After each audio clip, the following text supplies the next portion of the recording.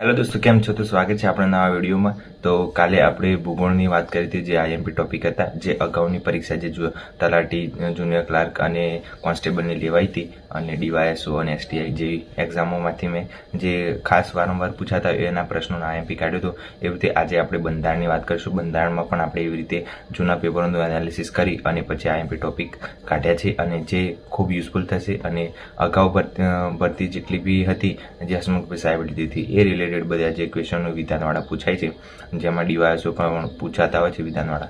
તો વારંવાર કયા ટોપિકો વારંવાર આવતા હોય છે એક્ઝામમાં, તો એ રિલેટેડ જોઈ અને પછી આપણે આઈએમપી નીકાળીએ છીએ. બરાબર, તો આ જેટલા ટોપિક છે એ તમને ખાસ ઉપયોગી થશે. તો વિડીયો લાસ્ટ સુધી જોતા રહેજો, અને લાસ્ટમાં બધી માહિતી તમને આ ટોપિકમાંથી મળી જશે. બરાબર, તો વિડીયો ચાલુ કરીએ.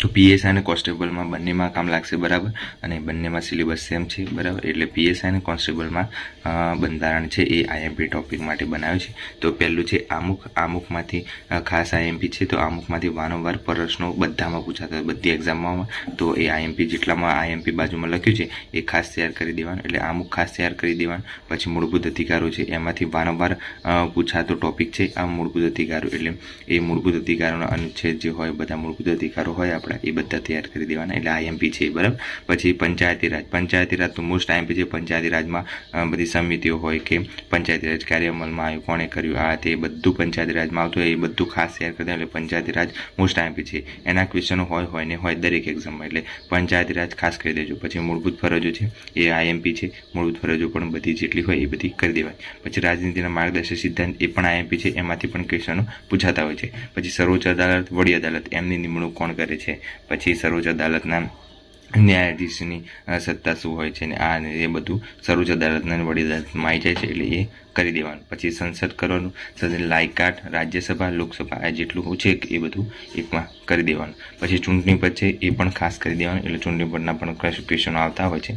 પછી રાષ્ટ્રપતિ, ઉપરાષ્ટ્રપતિ ખાસ આઈએમપી છે. રાષ્ટ્રપતિનો કાં તો ઉપરાષ્ટ્રપતિનું ક્વેશ્ચન હોય ને હોય દરેક એક્ઝામમાં. એટલે રાષ્ટ્રપતિની ઉંમર કેટલી હોય છે, ક્યાં સુધી એ રહી શકે છે પદ પર, એમને મહાભિયોગ કેવી રીતે થાય છે, અનુચ્છેદ, રાષ્ટ્રપતિનો અનુચ્છેદ કયો છે, આ બધું પૂછાતું હોય છે રાષ્ટ્રપતિમાં. બરાબર, એટલે રાષ્ટ્રપતિની સત્તા, રાષ્ટ્રપતિ કોની નિમણૂક કરી શકે છે, એવું બધું આમાં આવી જાય. એટલે રાષ્ટ્રપતિ ખાસ આઈએમપી છે. તો એના ક્વેશ્ચનો વિધાન ટાઈપના બહુ પૂછાયા છે બધી એક્ઝામમાં, મેં જોયું. એટલે એ રાષ્ટ્રપતિ ખાસ આઈએમપી છે, તો એ ખાસ કરી દેવાનું. પછી વડાપ્રધાન, મુખ્યમંત્રી, રાજ્યપાલ, પછી નિમણૂક કોણ કરે છે બધાની, અને એ બધું ડિટેલમાં વાંચી લેવાનું. વડાપ્રધાન અને મુખ્યમંત્રી, રાજ્યપાલ વાંચો ત્યારે બધું, એટલે વાંધો આવે નહીં. પછી રાજ્યસભા છે. પછી અનુચ્છેદ ખાસ વારંવાર બધા એક્ઝામોમાં પૂછાતા હોય છે. તો અનુચ્છેદ છે એ ખાસ રીતે કરી દેવાના, અને અનુચ્છેદમાં જે ભાગ છે એ ભાગ પણ ખાસ કરી દેવાના. એટલે આઈએમપી લખ્યું છે એટલે અનુચ્છેદ ખાસ કરી દેવાના. પછી સંસદીય પ્રણાલી, એટલે સંસદીય પ્રણાલી પણ કરી દેવાની, કેમ કે સંસદીય પ્રણાલીના પણ કેસનો આવતા હોય છે.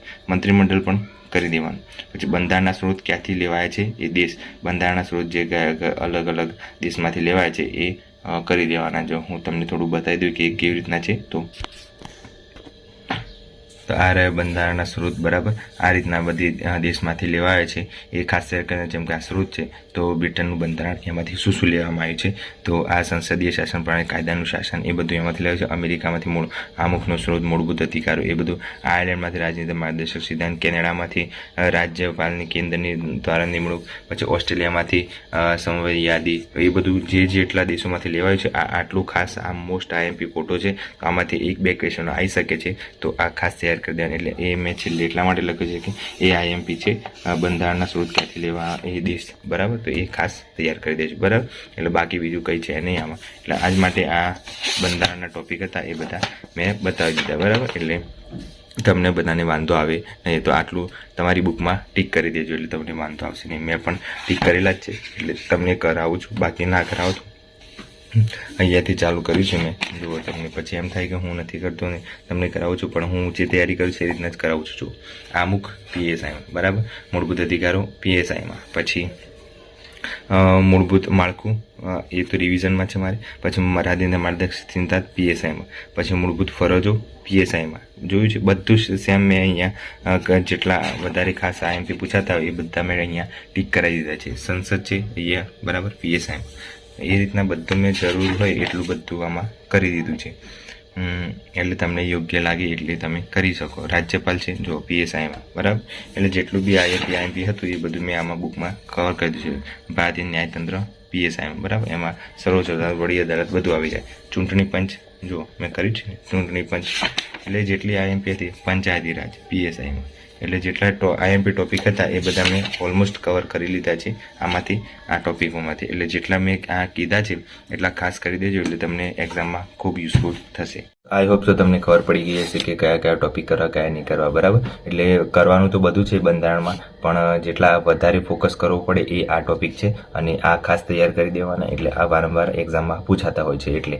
અને કરવાનું તો બધું છે, વાંચવાનું બધું જ છે, પણ આ જેટલા સિલેબસ પ્રમાણે આપ્યું છે એટલું તમારે વાંચી લેવાનું. પણ આ જેટલા 15 ટોપિક છે એ બધા ટોપિક છે એ તમારે ખાસ આઈએમપી છે એટલે એ વધારે કરી દેવાના, બરાબર. બીજું કંઈ છે નહીં. અને અગાઉ આપણે ભૂગોળનો વિડીયો બનાવ્યો છે, તો ના જોયો તો એ જોઈ લેજો, બરાબર. અને આજે આ બંધારણનો છે તો બંધારણનો જોઈ લેજો. અને પછી નેક્સ્ટ આપણે બીજું કોઈ સબ્જેક્ટ હશે તો કરીશું, બરાબર. તો કોમેન્ટ કરજો તો એ સબ્જેક્ટ લાવીશું. તો આજે બંધારણનું પૂરું થયું છે આવી રીતે. અને બંધારણને નોટ્સ બનાવી હોય તો નોટ્સ પણ સારી રીતે તમે સરખી બનાવો એટલે તમારે રિવિઝન ફટાફટ થાય. કેમ કે બંધારણ બહુ મોટું છે એટલે ફટાફટ રિવિઝન કરવા માટે નોટ્સ જોઈએ. જો નોટ્સ ના બનાવ્યો તો અત્યારે બનાવવાની જરૂર નથી. જેટલું તમે બુકમાં અંડરલાઇન કરો છો એ જ યુઝફુલ થશે, અને એ જ વાંચવાનું રિવિઝન માટે. બીજું કંઈ નવું બનાવવાની જરૂર નથી. અને મેં મારી બંધારણની નોટ્સ છે એ ટેલિગ્રામમાં મૂકી દીધી છે, તો ખાસ ચેક કરી લેજો, એટલે તમને એ બંધારણની નોટ્સ પણ યુઝફુલ થશે. તો ટેલિગ્રામની લિંક આપણે વિડીયોના નીચે મૂકેલી છે. ઇન્સ્ટાગ્રામમાં તમારે મેસેજ કરવો હોય, કોઈ બી ડાઉટ હોય તો તમે એ પણ મેસેજ કરી શકો છો. નીચે મેન્શન કરેલું છે ઇન્સ્ટાગ્રામની આઈડી. અને બીજું કે ચેનલ પર નવા હોય તો સબસ્ક્રાઈબ કરી દેવાનું, એટલે તમને આવતા કોઈ બી નવા વિડીયો આવતા હોય તો તમને યુઝફુલ થશે. અને બીજા પણ વિદ્યાર્થીઓ હોય એમને શેર કરવાનો વિડીયો, એટલે એમને પણ યુઝફુલ થાય, એટલે વાંધો ના આવે, બરાબર. એટલે આ બંધારણનો છે એ જેટલા પણ ટોપિક છે એ બધા ખાસ કરી લેજો, બરાબર. તો ચેનલ પર નવા તો સબસ્ક્રાઈબ કરી દેજો, અને મળીએ નવા વિડીયોમાં. Bye bye, take care.